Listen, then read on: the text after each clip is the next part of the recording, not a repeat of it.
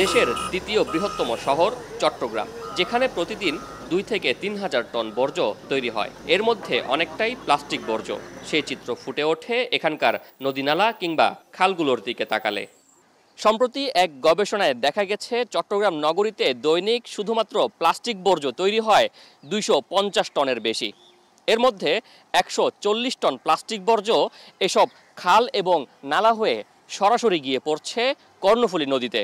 এতে কর্ণফুলীর নদীর গভীরে তৈরি হচ্ছে প্লাস্টিকের আস্তর, কমছে নদীর গভীরতা। ফলে কর্ণফুলী নদীতে জাহাজ এবং নৌ চলাচল ব্যাহত হচ্ছে।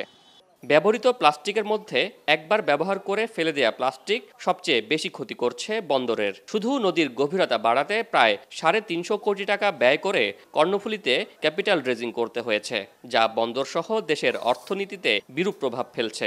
আমরা যদি প্লাস্টিকটা প্রপারলি হ্যান্ডেল করতে পারি, ইকোনমিতে কিন্তু এই লসটুকু আর হবে না। ড্রেজিং বাবদ যে এত টাকা বাজেট আর দেওয়া লাগবে না। শুধু তো বাজেট না, সাথে আমাদের ইকোসিস্টেমে এই প্লাস্টিকগুলো আলটিমেটলি মাইক্রোপ্লাস্টিক হিসেবে যাচ্ছে। এক গবেষণায় বলা হয়েছে কর্ণফুলী নদীতে দৈনিক 785 টন বর্জ্য মিশছে। জার্মান সরকার ও বাহাউস বিশ্ববিদ্যালয়ের সহায়তায় চট্টগ্রাম প্রকৌশল ও প্রযুক্তি বিশ্ববিদ্যালয়ের কর্মশালায় গবেষকরা বলেন, বন্দরে যেসব জাহাজ আসছে তারাও প্লাস্টিক বর্জ্য তৈরি করছে। তবে সেসব বর্জ্য সঠিকভাবে নিষ্কাশন না করলে তা সমুদ্র পরিবেশে বিরূপ প্রভাব ফেলবে।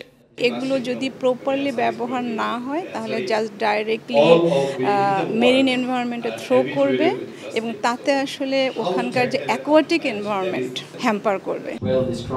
গবেষকরা বলেন, নদীতে প্লাস্টিক দূষণে বাংলাদেশ শীর্ষ 10টি দেশের মধ্যেই রয়েছে। তাই বিকল্প চিন্তা করার এখনই সময়।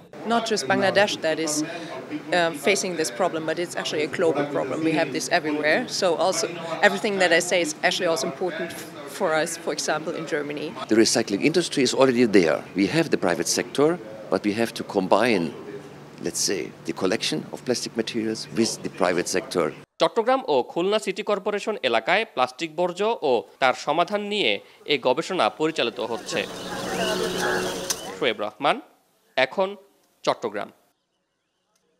সানবিট সব দিবে সামাল। সানবিট ম্যাজিক প্রেস ডিশওয়াশিং এর মাথা ঘোরানো সলিউশন।